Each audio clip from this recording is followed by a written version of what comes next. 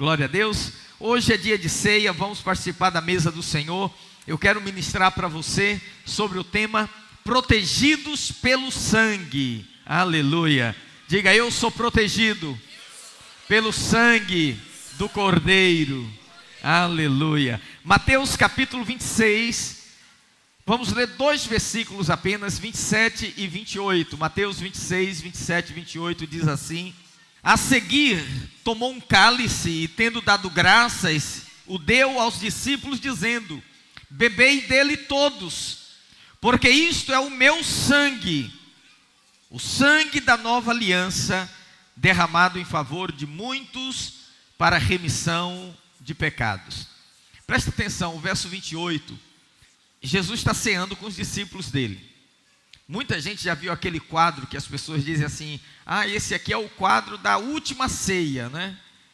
Mas foi a única, não foi a última, foi a única da nova aliança com o pão e com o cálice, que obviamente Jesus celebrou a ceia judaica, não é? Que era com o cordeiro, mas com o pão e com o cálice foi a única, foi a primeira, a última, a única que ele celebrou com os discípulos. Agora, os discípulos estão presentes, Jesus está vivo, Jesus está ministrando para eles. E ele pega o cálice e diz assim: olha, este aqui é o meu sangue. Então ele não estava falando literalmente, porque ele não tinha derramado o sangue dele, entende? E quando ele pega o pão, ele diz: este é o meu corpo que é dado por vós. Mas não era o corpo dele, não era a carne dele. Os discípulos não saíram mordendo a carne de Jesus. Então algumas pessoas perguntam: pastor, às vezes o senhor consagra o cálice, o pão, o senhor fala: tome agora, Senhor, obrigado pelo teu corpo. É o corpo? Não, a santa ceia, a ceia do Senhor, para usar uma expressão mais neotestamentária. A ceia do Senhor é o corpo e o sangue de Cristo, no qual nós temos participação. Por isso Jesus falou: aquele que de mim se alimenta, por mim viverá.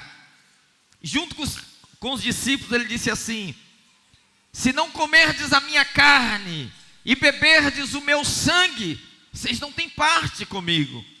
Ele não estava ensinando um canibalismo, entende? De comer literalmente a carne dele, mas era uma referência à ceia do Senhor. Então quando nós participamos da ceia, nós estamos literalmente nos alimentando do Senhor. E por isso que quando somos alimentados pelo Senhor, nós somos renovados, somos fortalecidos, somos curados, porque faz parte da obra da redenção, as pisaduras de Cristo que Ele sofreu, para que nós pudéssemos desfrutar de saúde, amém? Vamos orar ao Senhor. Pai, essa é a Tua palavra é eterna, o Teu nome é santo e o Teu reino jamais terá fim. Ó Deus, insemina essa semente santa no nosso coração. Fala conosco nesta hora. Abre os nossos olhos, desagrava os nossos ouvidos. Ó Deus, atrai a nossa atenção para Ti nesta noite, de maneira que a nossa mente seja transformada, o nosso espírito vivificado e a fé possa encandecer dentro de nós. Se entrou alguém aqui nesta noite com medo, apavorado, síndrome de pânico, desanimado, depressivo, preocupado, ansioso, que a paz do Senhor, que excede todo entendimento, possa acalmar esse coração nessa hora, e que ele possa receber graça sobre graça, em nome de Jesus. Alguém diga amém. Diga para quem está do seu lado: você está no lugar certo, na hora certa, com as pessoas certas, e Deus tem uma palavra para a sua vida. Quando nós celebramos a mesa do Senhor, nós precisamos discernir o pão e o vinho. São dois elementos, o pão e o vinho. Quando nós comemos o pão, nós temos que nos lembrar do corpo de Cristo. O pão representa o corpo, e o cálice aponta para o sangue de Jesus. Quando comemos o pão, devemos nos lembrar que no corpo de Cristo há vida, no corpo de Cristo há renovação, no corpo de Cristo há cura. Por isso o apóstolo Paulo, escrevendo aos Coríntios, ele disse assim: se você não discernir o corpo de Cristo, por causa disso há entre vós muitos fracos, muitos enfermos e muitos que dormem. Obviamente que esse dormir não era dormir para descansar, é uma simbologia da morte, porque o sono na Bíblia aponta para a morte. E ele falou: muitas pessoas estão enfraquecidas, estão enfermas, e elas estão também morrendo, porque elas participam da ceia, mas elas não discernem o corpo. Elas não param para pensar que Jesus nunca ficou doente. Pastor, o senhor está pregando que crente não adoece? Não. Enquanto nesse mundo caído, estamos sujeitos a uma série de fatores externos, e a enfermidade é um desses fatores que vem alheio à nossa vontade. Mas o que eu quero que você entenda é que Jesus foi açoitado, Jesus teve as suas costas laceradas, ele tomou 39 chibatadas, e ele morreu crucificado. Ele estava um bolo de carne naquela cruz. E quando Jesus ressuscita ao terceiro dia, ele não ressuscita dizendo: ai, Pedro, ajuda, minha coluna, não consigo levantar. Ele não disse: está tudo doído, como alguém que foi à academia, malhou e 2 dias depois os músculos estavam todos inflamados. Não, ele ressurge dentre os mortos em perfeita saúde, apenas com as cicatrizes, que são as marcas do seu sacrifício na cruz, que estão registradas no seu corpo. O que eu quero dizer para você é que quando você discerne o corpo, quando você entende Isaías 53 dizendo assim: ele foi moído pelas nossas enfermidades, pelos nossos pecados, pelas nossas transgressões, mas ele diz assim: o castigo que nos traz a paz estava sobre ele, e pelas suas pisaduras fostes sarados. Irmão, você já foi sarado. Eu já fui sarado. Não quando você faz o exame, o médico diz: olha, sua pressão arterial voltou ao normal, seu coração está bom. Não, você foi sarado há 2000 anos atrás na cruz do Calvário. E você acessa através da fé em Cristo Jesus. Amém. Então hoje, a igreja é o corpo de Cristo. Amém? Nós somos membros do corpo. E o corpo de Cristo, ele é um corpo são. O corpo de Cristo é um corpo saudável. Você é membro desse corpo. Você não é um membro doente de um corpo sarado. Você é membro do corpo de Cristo. Amém? Hoje, todavia, eu não quero falar mais do pão e do corpo. Eu quero falar do cálice. Eu quero falar do sangue. Eu quero falar daquilo que a palavra de Deus diz, que todas as coisas nesse mundo, elas se purificam com sangue. Hebreus capítulo 9, 22 diz: quase todas as coisas, segundo a lei, se purifica com sangue. E sem derramamento de sangue, não há remissão dos pecados. Então, se você vem para a ceia com consciência de pecado, você não está coberto pelo sangue. Ouça o que eu vou dizer para você. A introspecção não é de Deus. Você ficar olhando para si mesmo, se você começar a se autoanalisar, ver suas fraquezas, seus erros, seus pecados, você entra num fosso de depressão, e você não consegue sair. Você vai ficar cada vez mais depressivo. Por isso, quando a Bíblia diz que você se aproxima da ceia, ela diz que você tem que avaliar se você está discernindo Cristo. Isso é muito importante, porque em muitos lugares as pessoas celebram a ceia do Senhor e dizem assim: agora você tem que se examinar. Veja se você é digno de participar dessa ceia. Veja se não tem pecado. Mas isso é uma sinuca de bico, porque se você disser eu não tenho pecado, pecou. Se você disser eu tenho pecado, eu não posso participar. Então temos que ser precisos com a palavra de Deus. Ele disse: examine-se o homem a si mesmo e coma. Ele não disse: examine-se o homem a si mesmo e não coma. Ele disse: examine-se o homem a si mesmo e coma. Examine-se o homem a si mesmo e beba. É isso que você tem que fazer. Porque se alguém pagou a sua dívida e na presença dele você age como se você ainda estivesse endividado, você está insultando aquele que pagou um alto preço por você. E foi um preço caro, foi preço de sangue. Então o momento da ceia não é hora de consciência de pecado, é hora de consciência de perdão. Quando eu me aproximo da mesa do Senhor, eu não fico revivendo, rememorando os meus pecados. Eu fico rememorando o sacrifício de Cristo na cruz do Calvário. Eu me aproximo da ceia, declarando aquilo que nós cantamos. Alvo mais que a neve, sim, neste sangue lavado por Deus, mais alvo que a neve eu serei. Esse é o poder do sangue de Jesus, amém? Ou como você cantou hoje aqui, né? Eu fui redimido, aleluia. Quantos foram redimidos?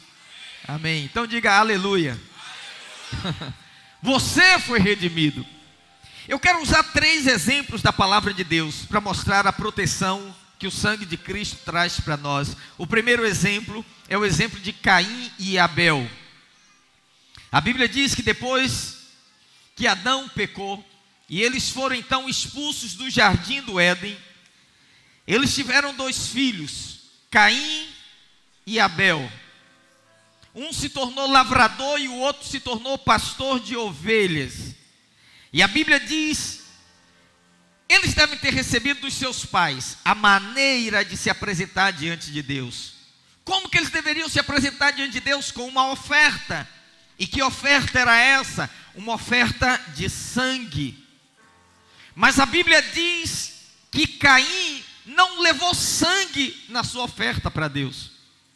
E o apóstolo Judas, ele vai escrever lá na frente dizendo, cuidado, porque hoje, a palavra é para hoje, ainda há muitos, dizendo-se cristãos, que estão caminhando no caminho de Caim. Pastor, qual é o caminho de Caim? Judas 11 diz, ai deles, porque prosseguiram pelo caminho de Caim. Qual é o caminho de Caim? Você tem que lembrar da história bíblica, do primeiro assassinato que aconteceu. Caim matou o seu irmão Abel, e por quê? Será que é porque Abel era adorador e Caim não era adorador? Não, ambos eram adoradores. Será que um foi ao culto e outro não? Não, ambos foram ao culto. Será que porque um levou uma oferta e o outro não levou? Não, ambos levaram oferta. Será que um levou a melhor oferta e outro não levou a melhor oferta? Não. A Bíblia diz que Abel levou o melhor dos seus animais e Caim levou o melhor dos seus cereais. Nisso eles eram iguais. O caminho de Caim é o caminho daqueles que procuram apresentar-se diante de Deus, mas eles não apresentam o sangue. São aqueles que querem se justificar diante de Deus pelas suas obras, pela sua performance, pela sua religiosidade. Eles querem que Deus aceite as suas obras, seus sentimentos, sua obediência, sua adoração. Mas a resposta de Deus é essa: se você se achegar a mim e não trouxer sangue, eu não posso te aceitar. Eu não posso te receber. Eu sei que isso pode parecer estranho, mas isso a palavra de Deus coloca para mostrar o tamanho do nosso pecado.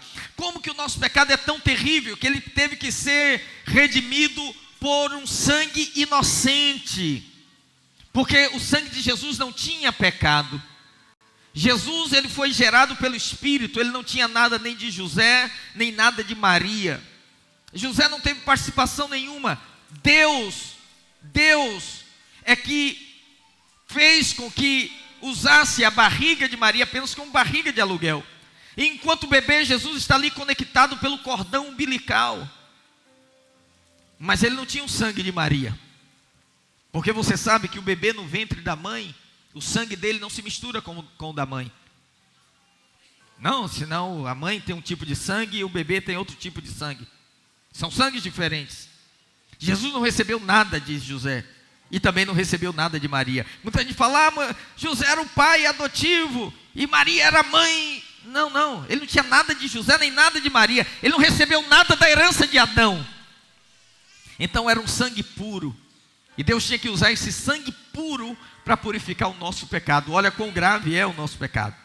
Então a Bíblia diz que desde o Éden o cordeiro teve que morrer para que o homem pudesse ser salvo. Quando que isso aconteceu? Isso aconteceu quando Deus chega na viração do dia e pergunta: Adão, Adão, onde estás? E a Bíblia diz que Adão sai de trás de uma árvore dizendo assim: Senhor, ouvi a tua voz e me escondi porque eu estava nu. Ele disse: quem te falou que você estava nu? Por acaso comeste da árvore, do fruto da árvore que eu lhe ordenei que não comesse? E você conhece a história. Quando Eva come do fruto e ela dá para Adão, e Adão come, imediatamente seus olhos se abrem. E o que eles veem? Eles veem a nudez. A Bíblia diz que imediatamente eles pegam folhas de figueira e fazem para si aventais. No original, uma tanga, eles fizeram uma tanga. E Deus vem e sacrifica um animal. A Bíblia não diz que animal, mas acredite, era um cordeiro.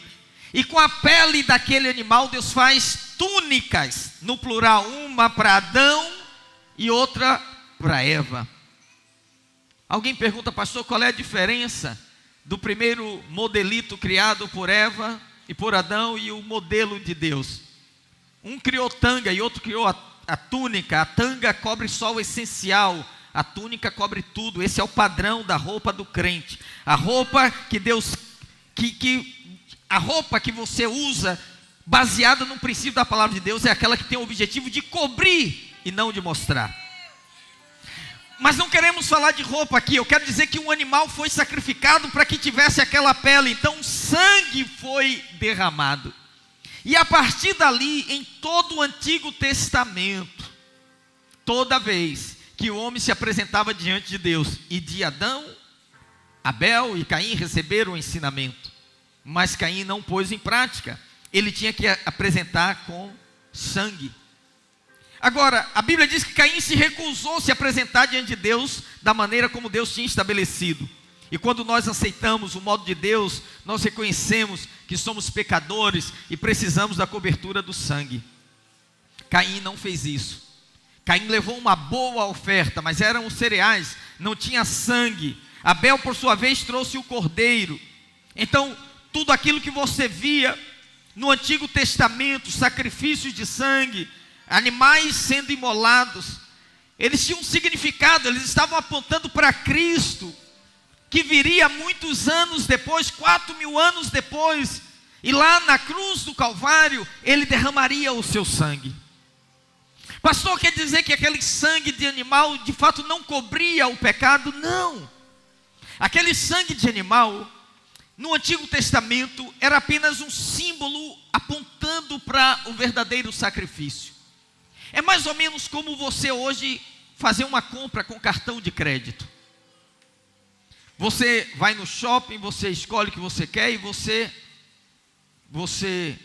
passa o cartão e você paga aquela compra, sim? Mas de fato você não pagou se você pagou com cartão de crédito. Você só vai pagar de fato quando a fatura vier e você quitar a fatura, não é isso? Aí sim você pagou aquela compra de 40 dias atrás. Olha só, no Antigo Testamento, os homens, os profetas, os filhos de Deus que apresentavam sacrifício de sangue, eles estavam pagando com um cartão de crédito. Com cartão de crédito, mas a fatura ia chegar, a fatura ia chegar, a fatura ia chegar. E há 2.000 anos atrás, Jesus Cristo na cruz do Calvário liquidou a fatura. E a Bíblia diz que na sua carne ele rasgou o escrito de dívida que era contra nós, cravando-o na cruz do Calvário. E a nossa fatura foi liquidada. Você está quite com Deus, amém? Você não precisa ficar preocupado que você vai estar em casa e a qualquer momento vai chegar uma cobrança para você. Não, a sua fatura foi liquidada 2.000 anos atrás. Esse é o verdadeiro sangue derramado, é o sangue de Jesus Cristo. A Bíblia diz que Caim trouxe frutas, legumes, cereais, produtos da terra. Ele trabalhou para produzir isso. Veja, Hebreus diz: sem derramamento de sangue não há remissão de pecados. Repitam comigo: sem derramamento de sangue não há remissão de pecados. Quando o homem traz sacrifício sem sangue, ele está dizendo o quê?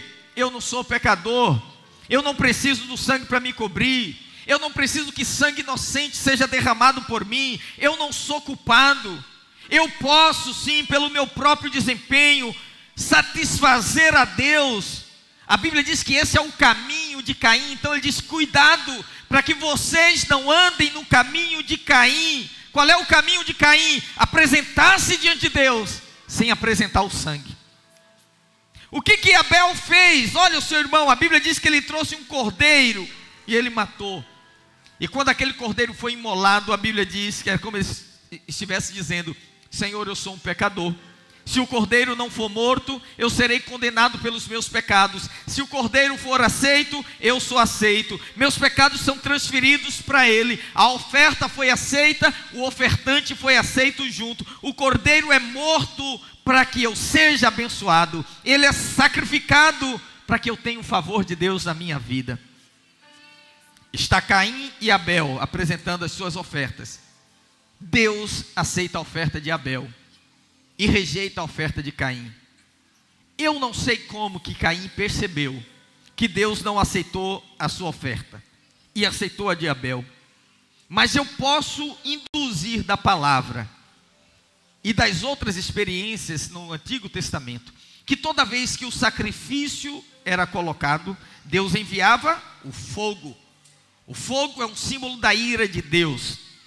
Quando tem sangue, a ira sempre cai sobre o sangue. Por isso que quando você lê a história de Elias, a Bíblia diz que Elias estava desafiando 400 profetas de Baal e 450 profetas de Astarote. E eles invocavam com idolatria aquele Deus, eles se cortavam. E de repente Elias prepara o altar, apresenta o sacrifício, joga água no altar e ora ao Senhor. E quando ele diz assim: Senhor, caia fogo do céu, a Bíblia diz que o fogo cai e consome todo o holocausto e lambe inclusive a água que está em volta do altar. Eu pergunto para vocês, por que aquele fogo não caiu sobre os profetas idólatras de Baal e Astarote? Porque quando tem um sacrifício, a ira sempre cai sobre o sacrifício. Depois, em outro momento, lá para frente, você vai perceber que o fogo cai sobre os profetas. Você diz, os falsos profetas. Por quê, pastor? Porque não tinha sacrifício. Deixa eu dizer, sabe por que a ira não cai mais sobre você? Porque caiu sobre o sacrifício de Cristo Jesus. Toda vez que você tem sangue, é o sangue que recebe. Por isso, quando nós nos apresentamos diante de Deus, nós não podemos apresentar pela nossa performance, pelo nosso bom comportamento, porque você é um excelente marido, você é uma esposa exemplar, você é um filho obediente, absolutamente nada disso. Nós nos apresentamos diante de Deus com a oferta, e a oferta é Cristo Jesus. A Bíblia diz que Caim ficou com inveja do seu irmão. Talvez ele pensou: Abel não é melhor do que eu, o que é que ele tem que eu não tenho? E Deus encontra Caim, e ele fala para Caim, em Gênesis 4, verso 7, ele diz: se procederes bem, não é certo que serás aceito? Se você fizer da maneira correta, Caim, você não vai ser aceito? Olha o que Deus diz para ele: se todavia procederes mal, eis que o pecado jaz à porta. O seu desejo será contra ti, mas a ti cumpre dominá-lo. Essa palavra em hebraico, pecado, do jeito que está escrita aqui nesse texto, ela é chatá. Ela é escrita assim em hebraico, chatá. Chatá, ele tem dois significados. Ele pode significar pecado, ou pode significar também oferta pelo pecado. A maioria dos tradutores acharam melhor traduzir como pecado e dizer: ei Caim, o pecado jaz à porta. Mas a melhor tradução seria: ei Caim, a oferta pelo pecado está à porta. Caim, por que você está com inveja do seu irmão? Ele apresentou um sacrifício de sangue. Você também tem aí, olha, está nas tuas mãos. Você tem um sacrifício, pega o sacrifício e apresenta. Ele diz: porque se você proceder mal, você teve inveja, pega agora o cordeiro e apresenta como oferta, está aí nas tuas mãos. Mas ele não quis. Por que muitas pessoas têm inveja? Porque muitos cristãos invejam, por exemplo, a bênção de Deus na vida de outras pessoas, e até às vezes em oração diz: Senhor, eu não entendo, tanta gente chegou depois de mim, já é tão abençoado, e eu ainda não. Senhor, como é que pode? Eu oro, eu jejuo, eu lidero, eu não falto culto, eu vou à célula, eu estou no discipulado, meu Deus, o Senhor não responde a minha oração, e agora esse irmão aí nem ora, ele fala assim: não consigo fazer jejum, e também não levanto 6 horas, e de repente você vê a bênção de Deus na vida dele. Como é que é isso, Senhor? Irmão, você não precisa ter inveja de ninguém, porque o Deus que dá para o seu irmão, dá para você também. Ele é uma fonte inesgotável, Ele tem para todo mundo, todos têm acesso. Se você quiser, está disponível para você também, aleluia.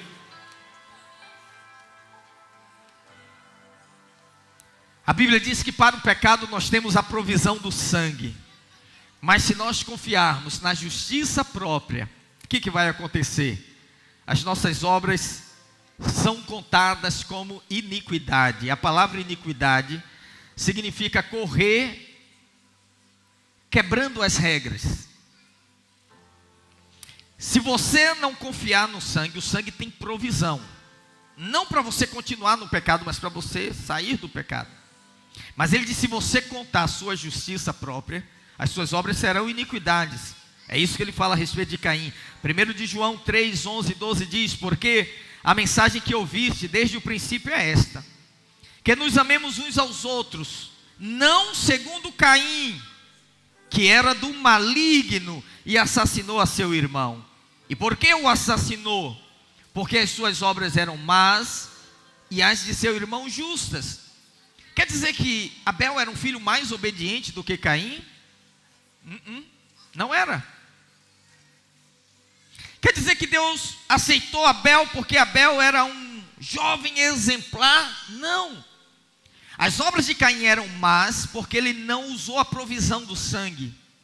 E as obras de Abel eram justas porque ele aplicou o sangue. Ele usou a provisão do sangue. E lá em Filipenses 3,9 o apóstolo Paulo diz assim: e ser achado nele. E ser achado nele. Diga: nele. E ser achado nele. Como? Olha a ambição do apóstolo Paulo: não tendo justiça própria que procede da lei. O que é a lei? Faz o bem e serás abençoado, faça o mal e será amaldiçoado. Senão a que é mediante a fé em Cristo, a justiça que procede de Deus, baseada na fé. Por que baseada na fé? Porque você não vê. Se você olhar para mim, você não vê essa justiça de Cristo. Se você olhar para o irmão ao seu lado, você não vê essa justiça. Se você olhar para si próprio, você também não vê essa justiça. Então ele disse: a justiça de Deus, de Cristo, baseada na fé. Você tem que crer. Você tem que crer. O sangue de Deus, de Cristo, está sobre a minha vida. Eu fui justificado. Eu fui inocentado. Eu estava condenado na última instância, mas o Senhor me deu o induto da graça e perdoou todos os meus pecados. Aleluia, glória ao Senhor Jesus. Aplauda ao Senhor, aleluia, glória ao nosso Deus.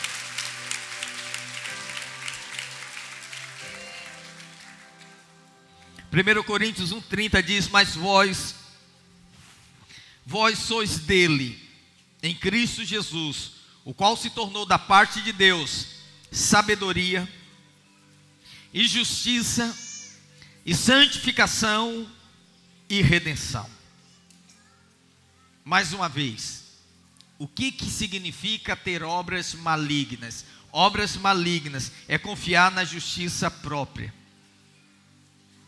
Toda pessoa que confia na sua própria justiça, em algum momento a sua carne vai se manifestar. Ah, pastor, eu me esforço, eu sou o melhor pai que eu deveria. Minha família é a família Doriana. A gente acorda de manhã em volta da mesa sorrindo, com aquele bom dia, né? Ninguém mal-humorado. Você não pode chegar diante de Deus assim, e dizendo isso. Portanto, a Bíblia diz, quando Judas diz que certos homens entraram na igreja e seguiram o caminho de Caim, ela está dizendo que eles estão trazendo de volta o desempenho humano. Meu Deus do céu, quanto tempo vai levar para que as pessoas tenham a plena revelação, que não depende do que nós fazemos, mas do que Ele fez.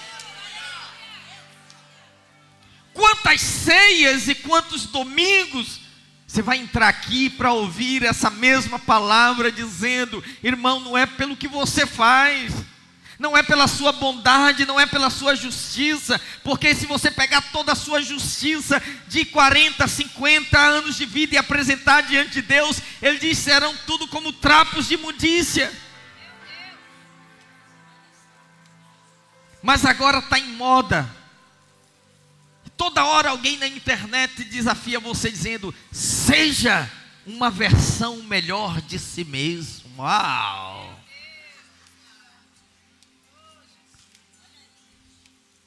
Que versão é essa, amigo? 2.0 X14. Um novo mindset.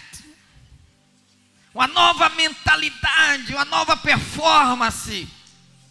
O homem de sucesso, a mulher de sucesso. Espera aí, amigão.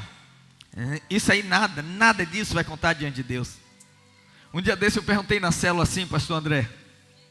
Era um quebra-gelo. Falei assim: irmão, como seria a nossa igreja se todas as pessoas fossem iguais a você? Fosse uma versão de você. Todo mundo falou: pastor, para por aí. Só cabe um de você aqui, irmão, doido. Nem você ia aguentar. Então eu não sei como é que é isso. Uma nova versão de mim mesmo. A minha versão que aceita diante de Deus é a minha versão em Cristo Jesus. Eu estou nele e ele em mim. Essa é a versão. Quando Deus olha para mim, não me vê, Ele vê Cristo em mim. Aí Ele nos aceita. Então, o primeiro exemplo que você tem que ter em mente é o exemplo de Caim. Caim foi rejeitado, porque ele apresentou, foi bem intencionado o rapaz. Ele pegou o melhor da terra, ele se esforçou, ele plantou, ele colheu, ele deu o seu suor, e Deus disse: nada disso, filho, nada disso, eu quero o sangue, tem que trazer sangue, e tem que ser sangue inocente, não pode ser o seu sangue também. Segundo exemplo que eu quero dar para você, é o exemplo da Páscoa, a primeira Páscoa que foi celebrada no Egito, quando da libertação do povo de Israel. A Bíblia diz em Êxodo 12:13, o sangue vos será por sinal nas casas em que estiverdes, quando eu vir o sangue passarei por vós, e não haverá entre vós praga destruidora, quando eu ferir a terra do Egito. Era a 10ª praga, vocês já assistiram isso na novela da Record, as 10 pragas do Egito. A última praga, o anjo da morte passaria à meia-noite no Egito e visitaria casa por casa, e feriria o primogênito de todo homem e de todos os animais. Mas então Deus deu uma recomendação, Ele disse: olha, vocês vão imolar um cordeiro, vão assá-lo, vão comer com a sua família. Se a família for pequena, chama o vizinho, chama o outro, porque não pode ficar nada do cordeiro. Isso significa que quando sua família já recebeu o Senhor, você tem que chamar os vizinhos para comerem também do cordeiro. E Ele disse, e você vai ter essa oportunidade de chamar para o próximo encontro, amém? E Ele disse: do sangue, vocês vão recolher o sangue numa bacia, e vão pegar esse sangue e vão colocar do lado de fora da porta, nos umbrais da porta, lá em cima e nas laterais. Está escrito assim: o sangue, quando eu feri a terra do Egito, não é isso. Capítulo 12, verso 22 diz: então tomai um molho de isopo e molhai-o no sangue que estiver na bacia, passai na vega da porta e em ambas as ombreiras o sangue que estiver na bacia. Porém, nenhum de vós saia da porta da sua casa até amanhã. Ouça, o sangue estava por fora e as famílias estavam por dentro da casa. Então quem estava dentro da casa não podia ver o sangue, mas quem estava por fora via o sangue. Isso significa que você também não consegue ver o sangue na sua vida, mas no mundo espiritual, anjos e demônios sabem que você está marcado pelo sangue do Senhor. Ele está do lado de fora. Você não precisa ver, é a justiça de Cristo pela fé, amém? Mas ele diz assim, olha, quando eu vir o sangue que estiver na bacia, ele diz, ninguém sai do lado de fora. É o anterior. Eu passarei por vós. No original, eu entrarei na sua casa. Eu tenho que explicar esse texto porque tem uma coisa aqui que é da cultura judaica. Você já viu em algum filme, em algum lugar, que quando o casal casa, a primeira vez que eles entram na sua casa, o marido leva a mulher nos braços? Alguém já viu essa cena? Não precisa levantar a mão, algum marido levou a mulher no braço. Você está devendo ainda, hein? Ainda dá tempo, leva essa noite. Eu carreguei a minha. Na primeira noite eu carreguei no braço. Você carregou, Daniel? Não sabia. Você carregou? Foi mesmo? É nóis. Olha só. A casa do novo casal, ela tem uma soleira, e naquela soleira era colocado um sinal numa pequena bacia. E segundo a tradição, o noivo não podia pisar ali, ele tinha que passar por cima. Então Deus disse o seguinte, olha, à meia-noite eu vou visitar o Egito, e a casa que eu vi marcada nas vegas e nos umbrais da porta, eu entrarei nela, porque ali significa que tem um povo de aliança, eu entrarei nela. E uma vez que eu estou dentro da casa, quando o anjo da morte visitar o Egito, ele não poderá entrar, ele vai passar por cima. Isso significa Páscoa, Pessache, passar por cima. Ele não pode entrar. Por que ele não entra naquela casa? Porque Deus já entrou antes dele. Quando o Senhor já entrou, o diabo não pode entrar. E por que ele entrou? Porque tinha sangue. Sangue. Todos os hebreus fizeram isso, e aquele sangue servia como proteção. E quando o Senhor via a marca do sangue, a Bíblia diz, naquela casa não podia entrar. Agora o que é interessante, ele diz assim, então tomai um molho de isopo e molhai no sangue. O que é o isopo? O isopo era uma plantinha que dá em muro, mas ela tem um poder de absorção muito grande, ela funciona como uma esponja. Então você pega um feixe de isopo e você molha em algo e ela absorve. E era como se fosse um pincel para marcar ali com o sangue.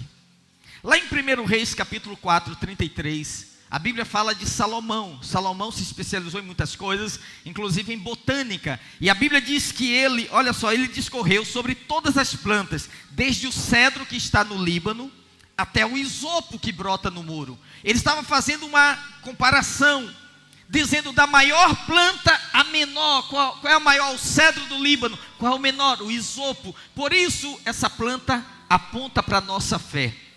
Não importa o tamanho da sua fé, ele disse, se a sua fé for do tamanho de um grão de mostarda, você dirá a esse monte, move-te daqui para acolá, e assim será.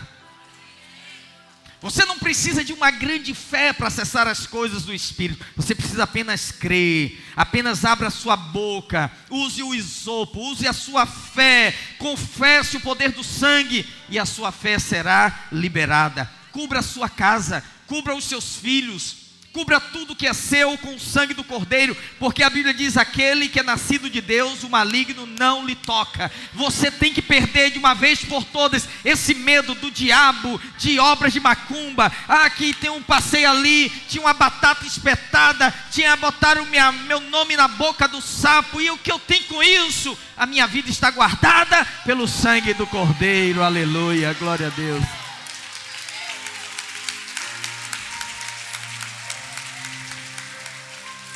Ah, pastor, porque eu fui dormir na casa da minha tia, e ela tem um preto velho de todo tamanho lá, e pastor, quase não consegui dormir. Que isso, irmão? Tira a camisa, joga lá em cima do preto velho. Boa noite, bilu, bilu. Ainda mexe nele assim e vai dormir em paz. Nenhum mal te sucederá, praga alguma chegará à tua casa, porque aos seus anjos dará ordem ao teu respeito, para que te guarde em todos os seus caminhos, e ele te livrará do tropeço. Aleluia.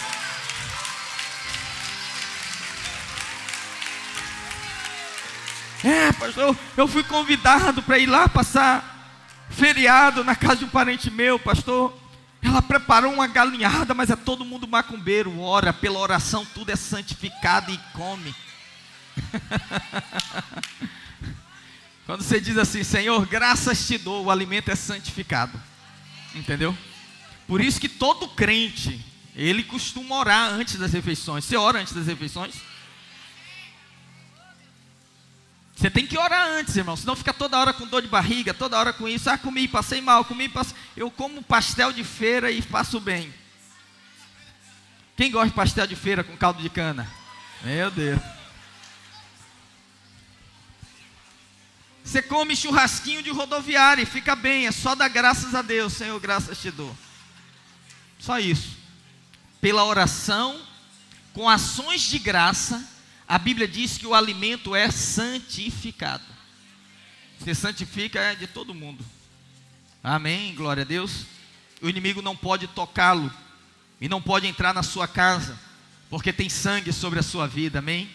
Nesse momento, a sua casa está protegida pelo sangue de Jesus. Muitas pessoas dizem, pastor, tudo bem, pessoas sim, mas coisas não. Colossenses 1:20 diz, e havendo feito a paz pelo sangue na cruz, por meio dele, reconciliar-se consigo mesmo o quê? O que, irmãos? Todas as coisas, quer sobre a terra, quer nos céus. Paulo diz que ele reconciliou todas as coisas pelo sangue. O sangue pode ser colocado sobre as pessoas, sobre a sua casa, sobre o seu carro, sobre a sua empresa, sobre os seus negócios, sobre as suas finanças, sobre todas as coisas. É claro que as pessoas foram reconciliadas, mas aqui diz que tudo foi comprado.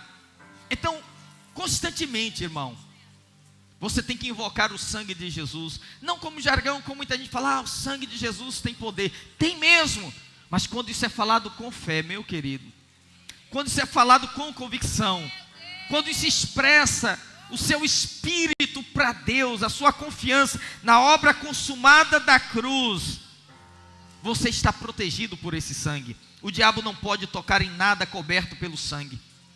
O sangue reconcilia tudo, amém? É verdade que o sangue já foi derramado na cruz, mas nós precisamos aplicá-lo pela fé hoje.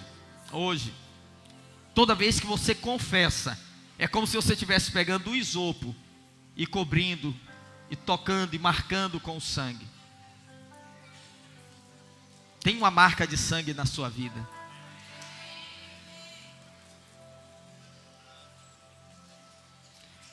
Eu falei aqui, vou repetir. Você tem que perder, de uma vez por todas, o medo do diabo na sua vida. Diga assim, maior é aquele que está em mim do que aquele que está no mundo. Diga, aquele que é nascido de Deus, o maligno não lhe toca. Você crê isso, amém? Pastor, porque lá no meu trabalho tem uma pessoa assim, entrou fulano na minha casa e está passando, é só coisa ruim que passa, coisa boa não passa não, irmão. Quer dizer que o mal passa para você, mas o bem que está em você não passa para ninguém? Pois eu vou dizer para você uma coisa. Eu aluguei um apartamento que eu tinha para uma senhora que morava com a sua filha casada. E ele tinha a filha e o genro foram dormir no quarto que eu e minha esposa dormíamos, e ela no outro quarto. E passou um mês, ela veio no culto, eu estou terminando o culto, estou lá na porta, ela falou, vim falar com o senhor. Eu falei, o que foi? Ela disse, olha, desde que eu mudei para o seu apartamento, minha filha brigava, vivia se engalfinhando com meu filho. E não sei, a gente entra naquela casa, a gente sente uma paz. Eu já vi muita gente dizendo assim, eu entrei naquela casa da perturbação, aí ele vai lá cavar a cabeça do cavalo que foi enterrado, o pó de pemba que alguém jogou. Mas veja, a pessoa está dizendo que ela entra na sua casa e sente paz, por causa de você. Porque maior é aquele que está em mim, do que aquele que está no mundo. É maior, diz a Bíblia. Então, eu não tenho que temer nada. Mas se você ainda tem algum medo, eu vou te dar a última razão e nós vamos cear. O exemplo de Jó. Quem já ouviu falar da história de Jó aqui? Quem já ouviu falar da paciência de Jó? Então, meus irmãos, quando nós lemos o livro de Jó, muita gente fica literalmente assombrada, fica amedrontada, porque a Bíblia diz assim, havia na terra de Uz, um homem chamado Jó, homem justo, honesto, temente a Deus, e que se desviava dos maus, frequentemente fazia sacrifícios, dava culto ao Senhor, e oferecia ofertas até mesmo pelos seus filhos, quando eles faziam festa, pensando ele talvez tenha um pecado contra Deus, para que não lhes incorra nenhum mal. De repente, o diabo aparece na presença do Senhor, e o Senhor diz, de onde vens tu, Satanás? Ele disse, eu venho de rodear a terra, que é o que ele faz, e passear por ela. Viste o meu servo Jó, homem justo, honesto, temente, que se desvia do mal? Ele falou, sim, eu vi, mas qualquer um ia servir e ser fiel ao Senhor, sendo abençoado do jeito que ele abençoa. O Senhor protege como uma sebe, guarda os seus bens, o seu gado, a sua família, filhos bonitos, família saudável, prosperidade. Qualquer pessoa te serve assim. Deixa eu tocar nas coisas dele.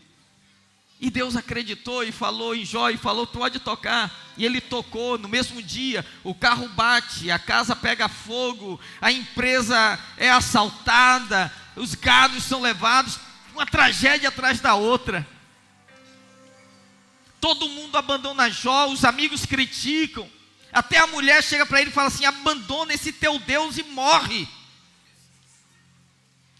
E Jó ali firme no Senhor. E o diabo veio e disse, deixa eu tocar na vida dele. O Senhor falou, não. No corpo, na vida dele não. E ele vai e tira a saúde de Jó.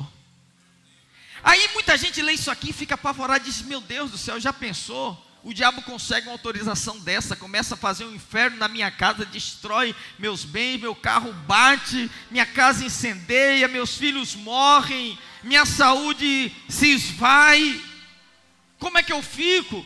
Veja, irmãos, na nova aliança, que é a aliança que nós fazemos parte, do sacerdócio de Melquisedeque, nós ainda temos disciplina, mas nunca pense que a disciplina de Deus é isso. Não pense que Deus lança doença sobre os seus filhos. Eu pergunto para você, você lançaria doença sobre o seu filho? Seu filho aprontasse muito, você ia dizer, miserável, vou jogar um câncer em você, você faria isso com seu filho? Alguém faria? Não, não faria.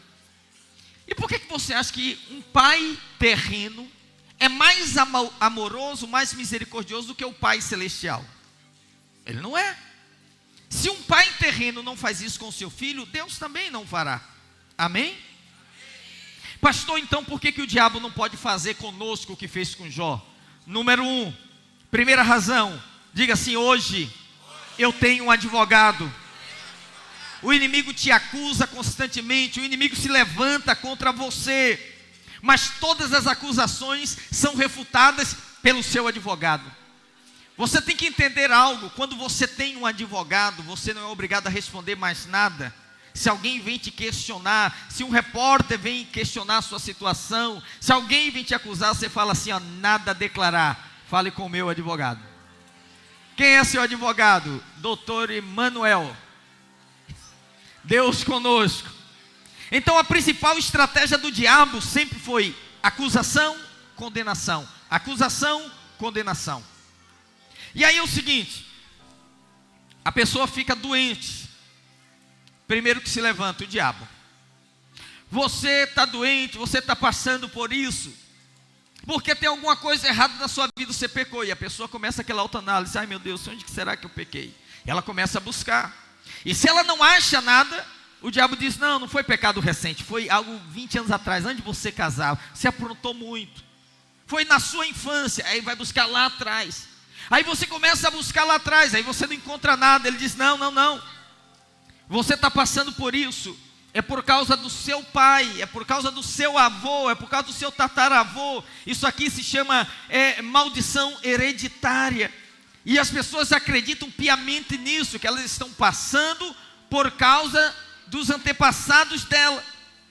E esse é um argumento da velha aliança, irmãos, porque hoje nós fomos libertos de toda a maldição da lei. Alguém diga amém. Se você está doente, o que você tem que fazer? Primeira coisa, acredite que a doença não é a vontade de Deus para você. Diga assim, Deus não quer que eu fique doente.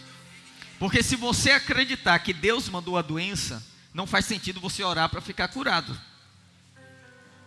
Porque Deus mandou, por que eu vou orar para Deus tirar o que Ele mandou? Se foi o diabo, eu tenho que ir a Deus. Mas se foi Deus, eu vou para quem? Entende o raciocínio? O Senhor deseja vê-lo bem.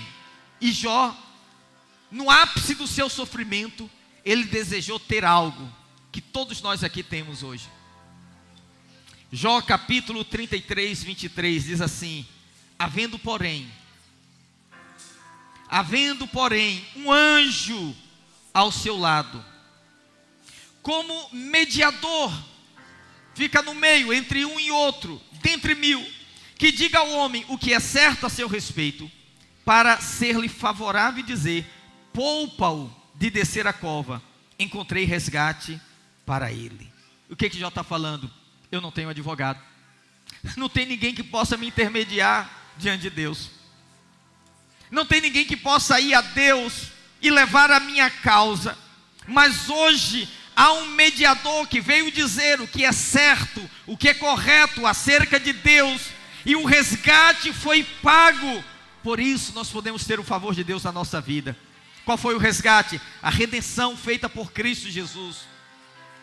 E Jó, no auge da sua luta, todo mundo o abandonando, ele dá um brado, que é considerado um brado de fé, quando ele diz assim: eu sei que o meu Redentor vive, e que por fim se levantará sobre a terra.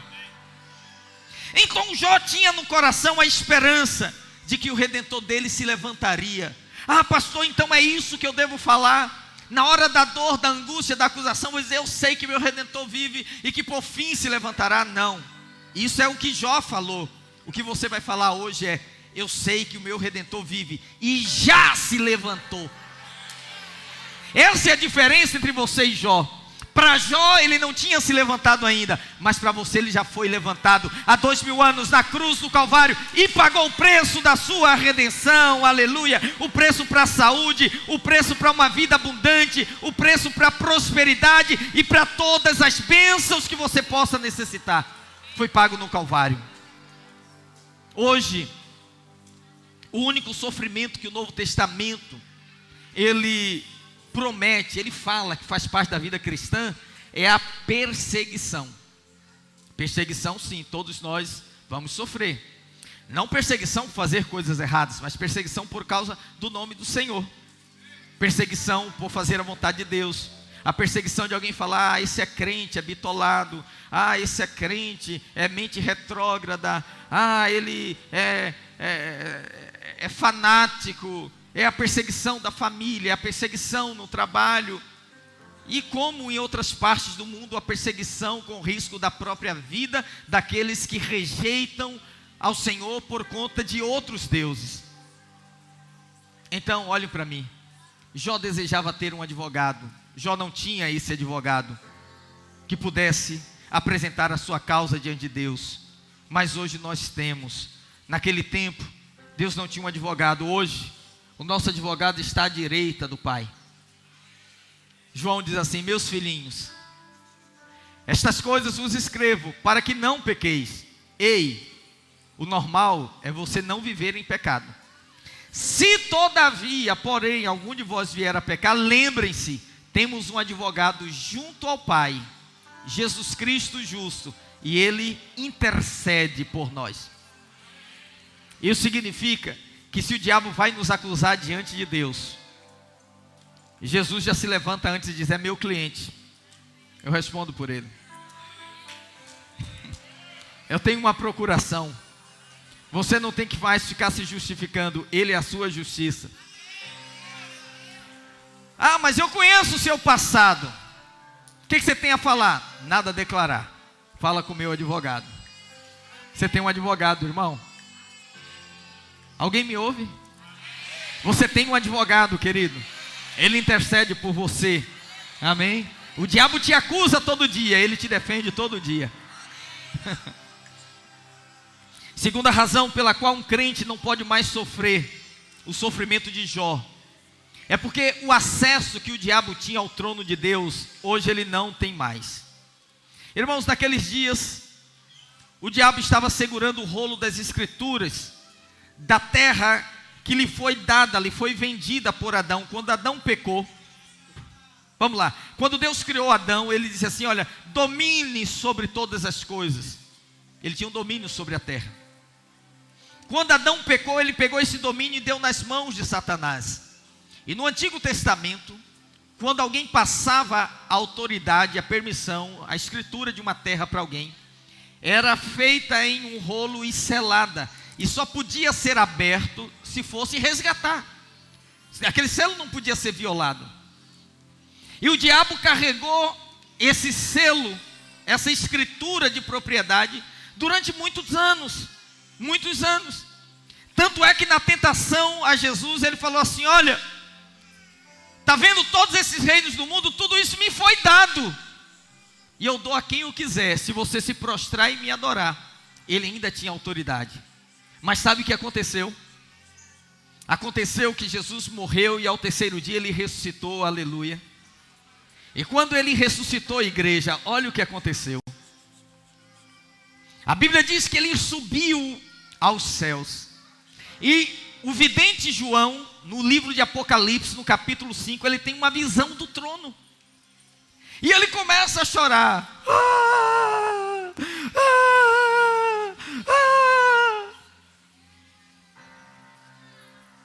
E ele ouve um anjo dizendo assim: João, não chores. Ele diz: eu choro. Por quê? Porque não há ninguém digno de abrir o livro e os seus 7 selos. E ele falou, disse: ei João, olha ali, olha quem está chegando.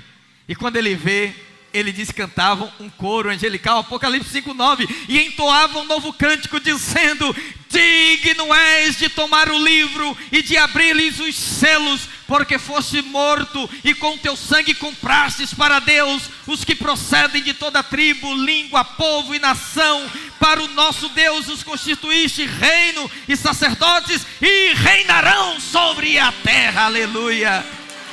Ele disse: esse aí, olha, o leão da tribo de Judá, ele venceu e está apto, qualificado a abrir o livro e os seus 7 selos. Ele tomou de volta a autoridade, aleluia. Então hoje o diabo já não tem mais esse acesso que ele tinha ao trono de Deus. Por último, segura aí seu coração, irmão. No dia da expiação, o sumo sacerdote, o tabernáculo, ele tinha 3 partes: átrio, lugar santo e santo dos santos, ou santíssimo lugar. No santo dos santos ficava a arca da aliança, e a arca da aliança era a presença do Senhor. Quando o sacerdote oferecia o holocausto no dia da expiação, ele pegava o sangue e ele deveria jogar sobre a tampa do propiciatório, a arca da aliança.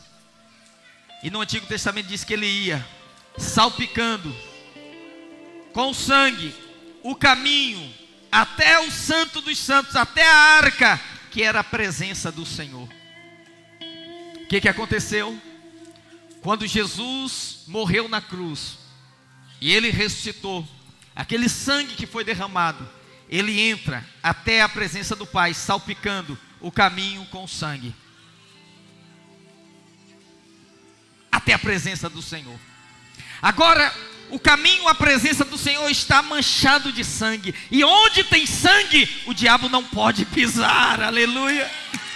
Ele perdeu completamente o acesso. Por isso que quando a sua vida está coberta pelo sangue, os seus filhos estão cobertos pelo sangue, a sua empresa está coberta pelo sangue, a sua saúde está coberta pelo sangue, o diabo não pode mais tocar, porque está ali, fechado o caminho para ele, meu irmão.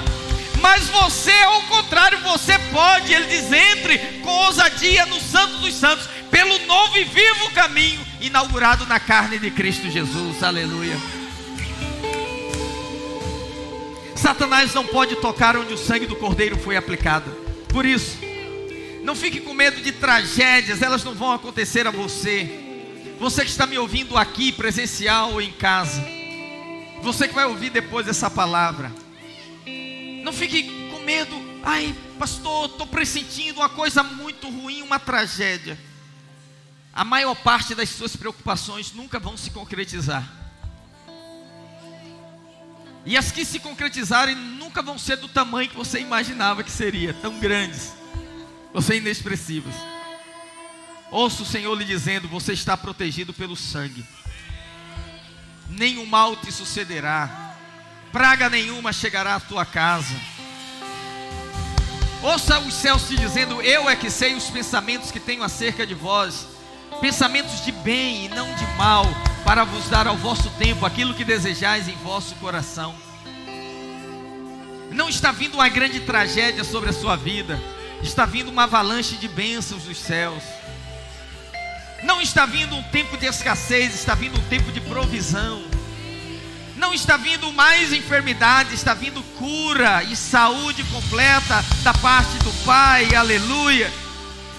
Sem dúvida, irmãos, o maior desejo do ser humano em todo o mundo é viver em segurança. As pessoas e as empresas gastam fortunas para ter a sensação de segurança. Um condomínio com segurança, uma casa com cerca elétrica, com monitoramento. Você quer segurança de todos os lados. Você quer segurança na sua vida, quer segurança para o seu patrimônio. E as pessoas pagam caro por isso. Todavia, o Senhor coloca disponível para os seus filhos a proteção do sangue do Senhor Jesus. Amém. O mesmo sangue que fez com que Caim achasse plena aceitação, Abel achasse plena aceitação diante de Deus. O mesmo sangue que guardou os primogênitos dos hebreus no Egito. O mesmo sangue que hoje impede que o diabo faça na sua vida o que um dia ele fez na vida de Jó, está disponível para você hoje. Se você clamar pelo sangue, se você invocar o sangue, se você acreditar no sangue, meu irmão, meu Deus do céu, você está mais do que protegido.